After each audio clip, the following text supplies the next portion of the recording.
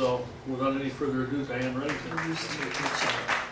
The role of a spousal caregiving thing is very complicated, very complicated.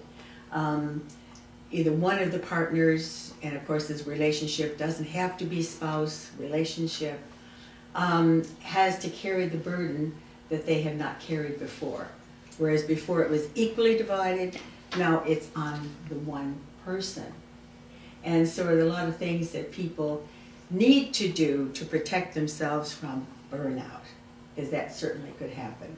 There's a lot of anger, frustration, duty, guilt. Oh, the mea culpas, all of the guilt. And knowledge. And by the way, the most caregivers now, usually are women, 67% are women between the ages of 20 to 35. The wars, these wars that we are in, and all these broken young men coming back. Thousands. There are thousands of them. And these women are thrown, these young women with their little children, not thrown into this kind of situation. So I would grab respite where I could. George did not like to go out, and it was too difficult going out, the unwieldiness with the wheelchairs and all of that. So during the day, he would take a good two and a half hour nap in the afternoon. That was my free time. So I would go to, on Dempster Avenue, there was an atrium, big flower house with wonderful glass houses.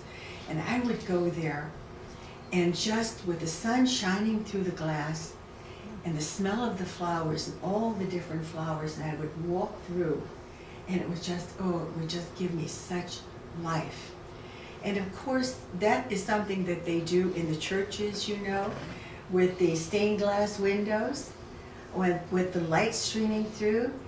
That's hitting every one of your chakras and all those various colors, you know, and you kind of just give them a little shot.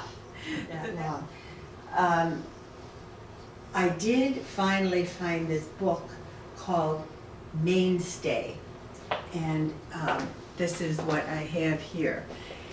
And the book was written by a woman called Maggie Strong. I love the name, Maggie, earthy, strong. So I contacted her, and it was all about, it's a book written for the spouses of either terminally or chronically ill people. So this was perfect. Here was my husband, terminally ill, and no one to talk to. And in this book, she talked about all of that, how we have no one to talk to, and all the things that she talked about, she was experiencing, which is what I was experiencing. There were no groups at that time. This is in 88, 89. No hospice, or? There was hospice, yeah, Okay. there was. But groups, support groups. Oh, support group for, I see. Yeah, and if there were, I was unaware of them. And so she said, Dianne, she said, there's other people have contacted me around the country. She said, please, she said, let's get together and let's get something going so we can have groups around the country. I said, I can't get away. She's Dianne, you must. And so I said, okay.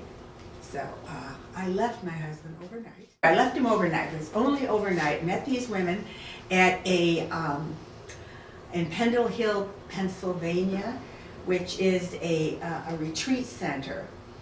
Wonderful, wonderful place. I forget the denominations there. But anyway, it was a retreat where people gathered. And so there were about 6 or I don't know how many of us there. We met overnight, and we decided this is something we must do. We must get this going. We must have support for people out there who are well spouses, or we called it spouses at that time. There wasn't as much then living together then, so that's what we called it. So I came back, and of course my husband could not understand that. Absolutely could not understand why I would go. What was I doing? Why? Now, this was not the man I married. This was not, no. And so he died a month after that. During the time that he was ill, wellness was started, where there were many beautiful moments also. It was such a learning lesson. You're dealing with life, with death as your teacher. Really interesting. Those who are dealing with terminal. And then with others, death, I guess, could be our teacher at any time. That will emerge is a diamond. So you are a diamond.